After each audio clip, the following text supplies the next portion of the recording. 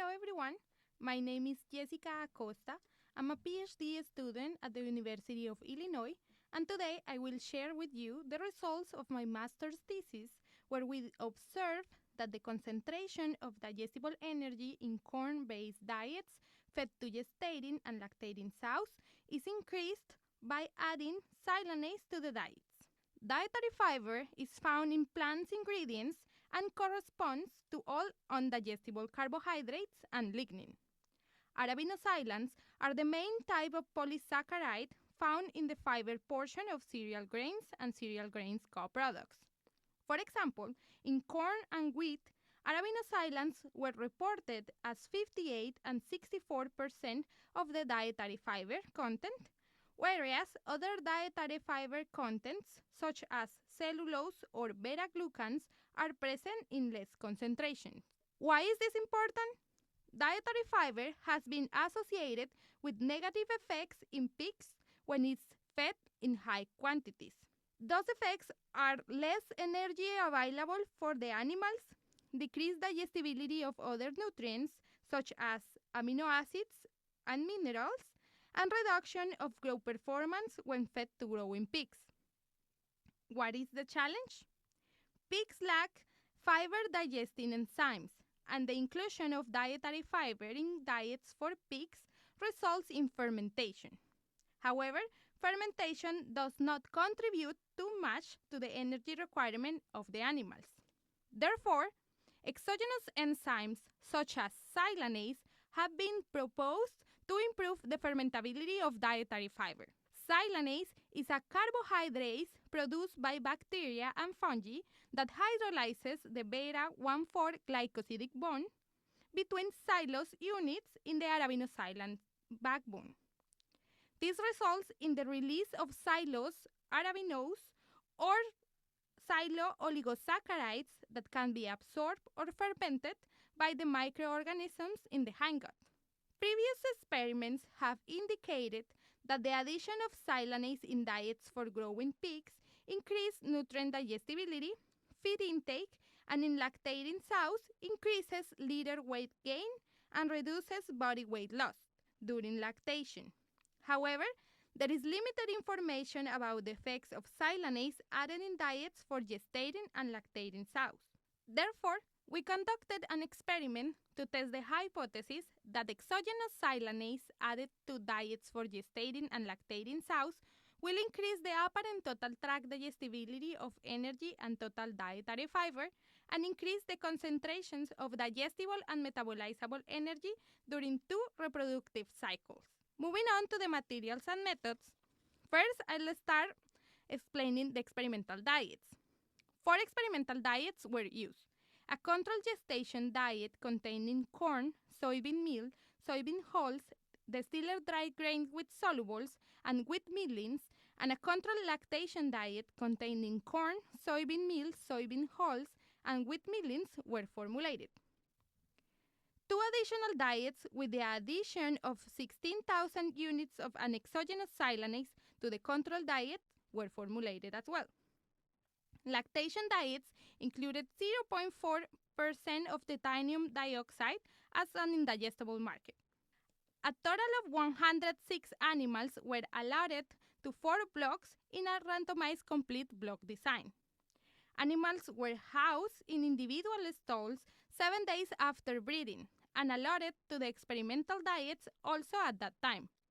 Animals were fed 1.5 times the metabolizable energy requirement.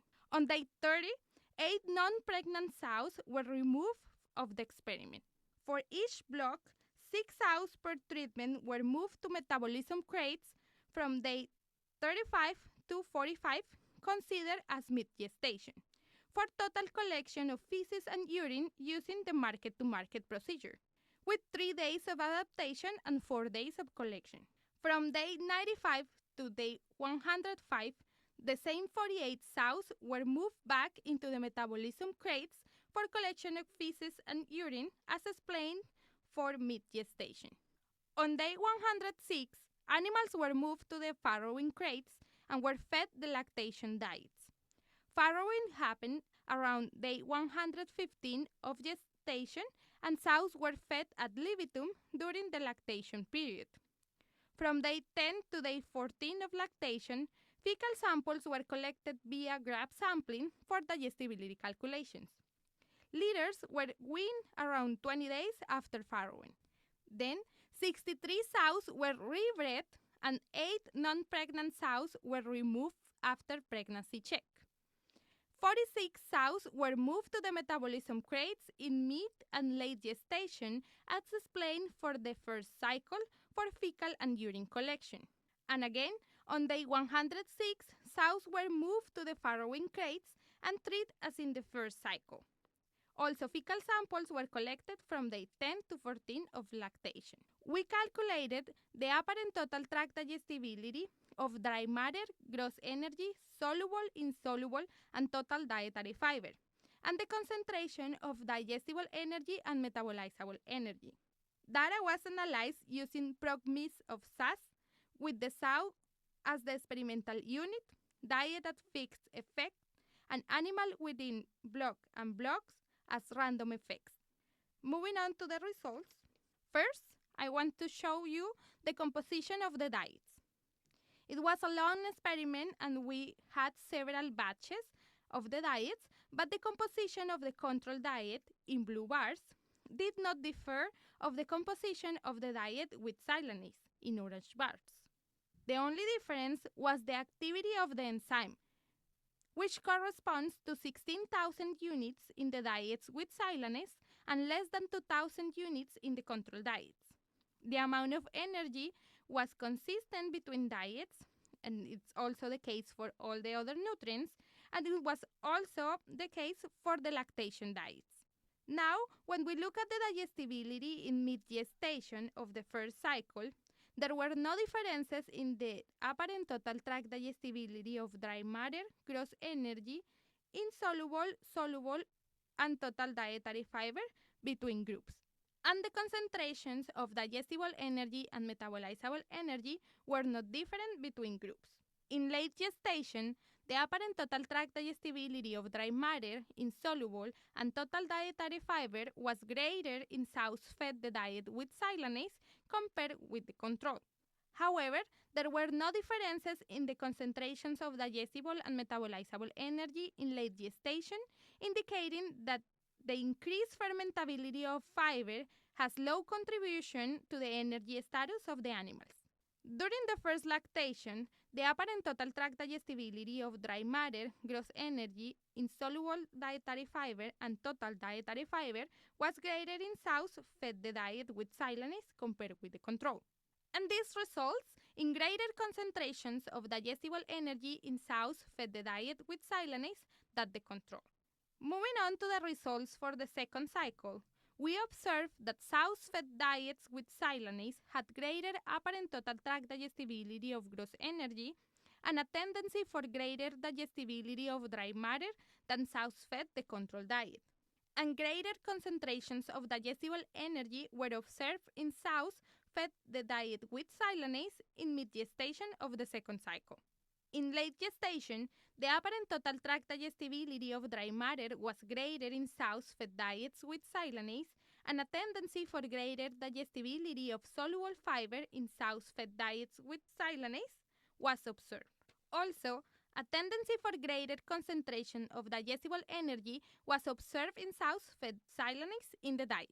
In lactation of the second cycle, the apparent total tract digestibility of dry matter, gross energy, insoluble, and total dietary fiber was greater in sows fed the diet with xylanase. And again, greater concentrations of digestible energy during lactation were observed in sows fed the diets with xylanase compared with the control. Moving on to the conclusions, xylanase added in diets for gestating and lactating sows increased the digestibility of dry matter, insoluble, and total dietary fiber in late gestation of the first cycle, and increased the digestibility of dry matter, gross energy, and digestible energy concentrations in the second gestation. Also, xylanase increased digestibility of dry matter, gross energy, insoluble, and total dietary fiber, and the concentrations of digestible energy during two lactation periods. This indicates that xylanase increases the fermentability of dietary fiber. Therefore, the implication of this experiment is that more fibrous ingredients may be included in diets for gestating and lactating sows with the addition of xylanase to the diets. With that, I would like to thank the Monogastric Nutrition Laboratory and AB Vista for the financial support for this experiment. Thank you for listening to this podcast, and if you are interested to learn more about other topics in swine nutrition, please feel free to visit our website at nutrition.nsi.illinois.edu.